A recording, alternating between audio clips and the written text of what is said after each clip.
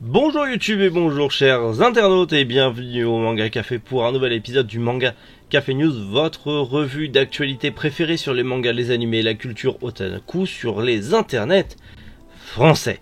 Oui, et vous allez voir, même vous l'avez vu, aujourd'hui, c'est giga croustifondant. Oui, bien sûr. Et on commence aujourd'hui avec un manga avec des gros osios qui arrivent chez Doki Doki. Meian qui vient d'annoncer qu'ils ne feront pas la suite de Angolmoise. Un nouveau manga pour Shiro Usazaki. À la fin du manga Mini Forking. Les brigades immunitaires adaptées en film live. Hide and Low The Worst Crust qui arrive sur Netflix. Et bien sûr, on va parler du premier trailer, des premières images de l'adaptation animée de Solo Leveling. Et pour finir aujourd'hui, les sorties manga du jour. Oui, allez Manga Café News. Eh bien c'est maintenant.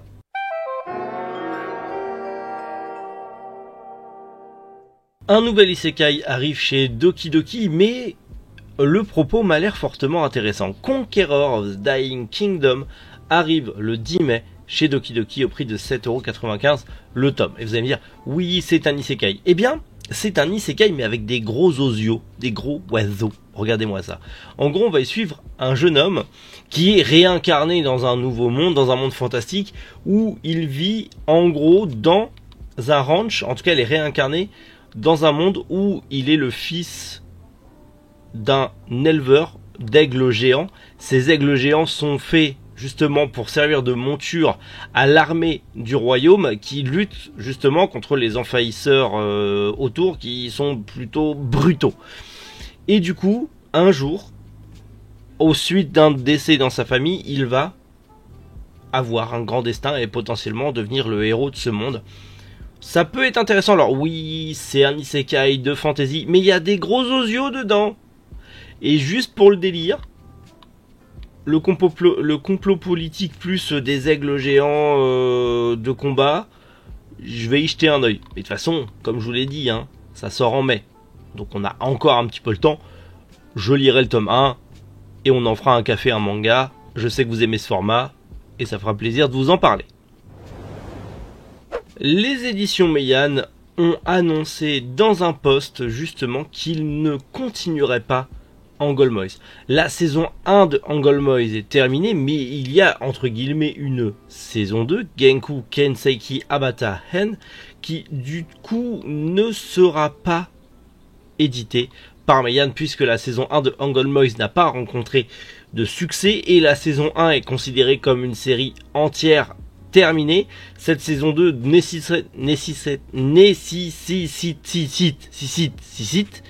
nécessiterait un nouveau contrat de licence, ce qui fait que ça leur coûterait de l'argent pour potentiellement un manga qu'ils vendraient très très peu, donc ils seraient perdants. Donc du coup ils préfèrent se dire on a fait la saison 1, tant pis, la saison est disponible en intégralité, c'est pas une grosse vente mais c'est dispo en intégralité, on fera pas la 2 parce qu'on sait jamais. Dans tous les cas, la fin entre guillemets de la saison 1 se suffit elle-même, même si au final il reste quand même un doute et donc tu sais qu'il y a une suite, mais ça arrivera pas chez Meian.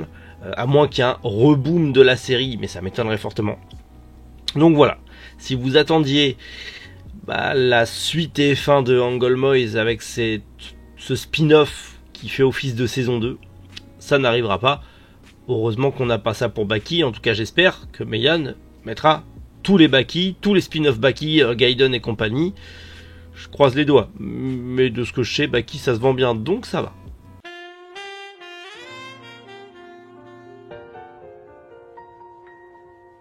Bonne nouvelle, Shiro Usazaki revient, la dessinatrice de Act Age qui a un peu perdu son emploi à cause du scénariste Tetsuya Matsuki qui a été arrêté et qui a été emprisonné pour pédo, porno, voilà, enfin même pédo machin. Donc du coup elle se retrouvait un petit peu à devoir arrêter de dessiner Act Age et n'a pas eu la possibilité de continuer Act Age, mais que elle toute seule, avec potentiellement elle au scénario ou un autre scénariste. Je pense qu'au niveau des contrats ça marchait pas comme ça. Mais elle revient enfin après pas loin de 3 ans d'absence, hein, pas loin, avec une nouvelle histoire, en tout cas un one-shot qui a été prépublié dans le Shonen Jump, donc Kimi to Aoi Yoru no. Comme je l'ai dit, c'est un one-shot publié dans le Shonen Jump, mais du coup, elle revient, elle dessine toujours, donc potentiellement, on pourrait la revoir très prochainement avec un manga bien à elle. En tout cas, c'est ce qu'on lui souhaite, parce qu'il y avait du talent, il y avait de beaux dessins dans Act Age, et on espère que sa carrière va continuer et pas être arrêtée, stoppée. Enfin, en tout cas, je suis content de me dire qu'elle continue, qu'elle n'a pas subi à cause de l'autre con, et que du coup, elle va pouvoir continuer sa carrière. En tout cas, c'est tout le bien que je lui souhaite, et j'espère la revoir avec un nouveau manga, tout en étant le plus épanoui possible, et pouvoir aller jusqu'au bout de son truc. On lui souhaite. Le manga Mini Forking arrive à sa fin. Manga du génialissime Hiroyuki Takai, papa de Shaman King, entre autres, hein, bien évidemment, et grand fan de voitures, a justement créé ce Kodomo, ce manga pour enfants, où des jeunes enfants s'amusent à faire des courses de voitures, de mini-voitures, télécommandées. On est un peu sur du Beyblade, mais en mieux, avec des voitures, avec Hiroyuki Takai derrière, qui est un gros fanat de voitures. D'ailleurs, il y a même une marque de jouets à l'effigie de ces voitures qui existe au Japon. Donc c'est un truc monstrueux que j'aimerais avoir arrivé en France, même si m'étonnerait que ça arrive en France, parce que ça reste un Kodomo, ça reste vraiment centré pour la jeunesse, même si un ado, même j'en suis sûr, moi je prendrais du plaisir à le lire, parce que c'est Hiroyuki Takai et c'est les voitures, et j'aime bien les voitures. Mais du coup, pour l'instant, le manga arrive à sa fin au Japon. Il n'y a que 3 tomes actuellement, donc peut-être une série finie en 4-5 tomes.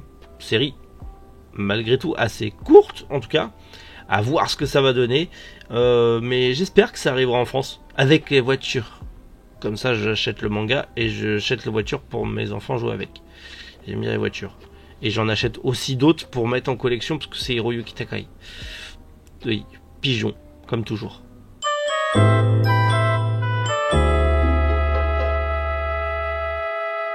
On aurait potentiellement, alors c'est même pas on aurait potentiellement, c'est même sûr qu'il y aura un film live action des Brigades Immunitaires. C'est un truc de fou furieux. Kodansha et Flag Pictures l'ont annoncé.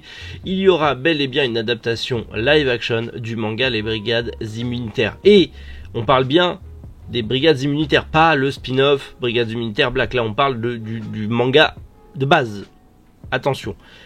Je sais pas comment ils vont adapter ça en live action, mais je suis extrêmement curieux. Je suis extrêmement curieux. Si vous connaissez pas, c'est un peu Il était une fois la vie, mais en version ultra shonénique. C'est trop cool. Franchement, je vous conseille de lire les deux, le manga principal et le spin-off Black, qui sont beaucoup trop bien. Et j'espère que la suite va arriver, bien évidemment, puisque il y a un nouveau spin-off, on en avait parlé, qui a commencé au Japon. J'espère que ça arrivera. En tout cas, j'espère vraiment. On verra bien. On verra bien si ça arrivera. Mais je suis curieux de voir ce que ça va donner en film live action. Vraiment curieux. Bien sûr, quand on aura plus d'images, plus d'infos, on en reparlera avec grand plaisir. Nouvelle incroyable. Hide & Law The Worst Cross sera disponible sur Netflix le 25 mars et potentiellement mondialement. Il n'y a pas vraiment de liste de pays qui est spécifiée, mais potentiellement ça serait en France. Comme le dit l'ami Furio Gang, imaginez qu'on ait toute la saga Hide & Law, pardon, les dramas et les films. Imaginez qu'on ait tout ça sur Netflix. Ça serait fou. Et imaginez que Netflix se dise le Furio, ça a du succès, non venez, on en met partout. Et qui nous en mettent partout. Mais moi je dis oui, fortement. Crow Zero, tout, il y en a beaucoup de live action de Furio, plus ou moins bon, hein, bien évidemment. Mais imaginez.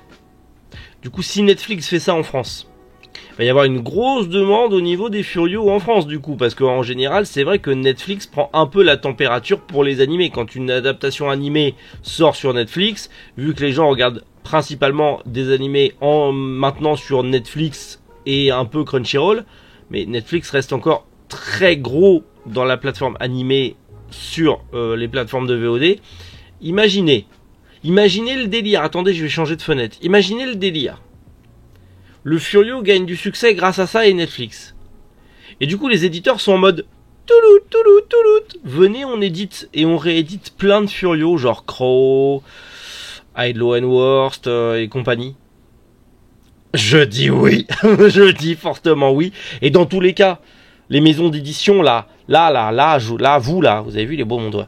Vous, éditez-nous du Furio et pas le... Alors c'est bien le Furio New School, tout ça, un petit peu Bambi, un petit peu mignon, mais mettez-nous du gros Furio à l'ancienne là. On en veut, hein, parce que bon, ok, là, Perfect, Rakudenashi Blues, machin, c'est bien, mais on en veut plus. On est gourmand. On en veut plus. Oui. On a enfin la bande-annonce de Solo Leveling et c'est prévu pour le début janvier 2024. C'est prévu pour janvier 2024. Alors on est qu'en mars 2023, donc on en a pour un peu moins d'un an. On en a pour une dizaine de mois à attendre.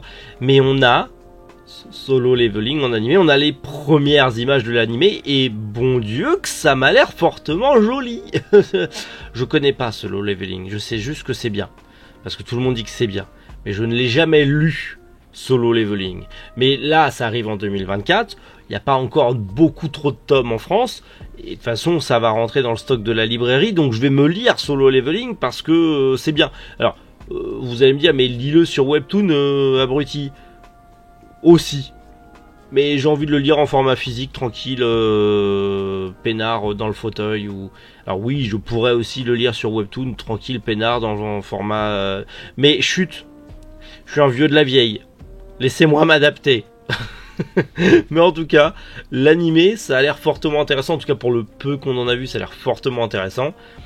Et hâte de voir ce que ça va donner. Mais je pense que ça va être... ça va être l'animé de 2024. Clairement, je me fais pas de soucis là-dessus. Ça va être l'animé de 2024.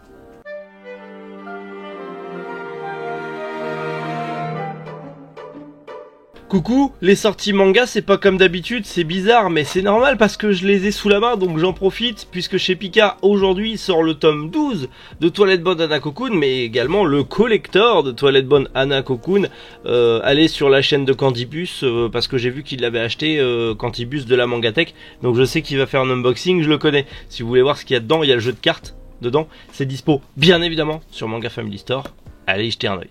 Chez le Lézard Noir sort Fake Affair. Je le mets là parce que du coup j'ai pas le tome entre les mains parce que je l'ai pas commandé. Mais j'ai commandé le tome 1, voilà, il est là. Parce que ça sort aujourd'hui Oshi dans le jardin des filles. Trop bien, allez-y foncez. C'est disponible en stock sur Manga Family Store. Et pour finir, chez Nazca sort le 19e tome de Todag. Voilà. Ça change un petit peu les sorties manga comme ça. Ça me fait moins de montage photo à faire et c'est plus rigolo à vous montrer comme ça. Voilà, il y a que ça qui sort aujourd'hui. Mais c'est déjà pas mal. Et c'est disponible sur Manga Family Store. Oui. Voilà, j'espère que ce Manga Café News vous a plu. En tous les cas, dites-moi en commentaire les news que vous avez préférées. Et s'il y a des achats manga, vous le dites en commentaire. Bien sûr. Et vous pouvez aller sur notre petit site internet, acheter vos mangas si vous avez envie. Ça nous soutient et ça fait toujours plaisir de vous vendre des mangas. On va pas se mentir. Ça met un peu de beurre dans les épinards. Enfin, surtout des épinards dans le beurre, parce que je crois que le beurre coûte moins cher que les épinards maintenant. Mais en tout cas, on se retrouve tout à l'heure, parce qu'il y a un café, un manga qui sort sur un manga plutôt cool, tout à l'heure, rendez-vous 18h. Et aussi, du coup, demain matin, 7h, pour encore un Manga Café News incroyable, je l'espère. Donc d'ici là, prenez soin de vous et surtout passez l'excellente journée. C'est le plus important. C'était Méric. Boujou, les internautes.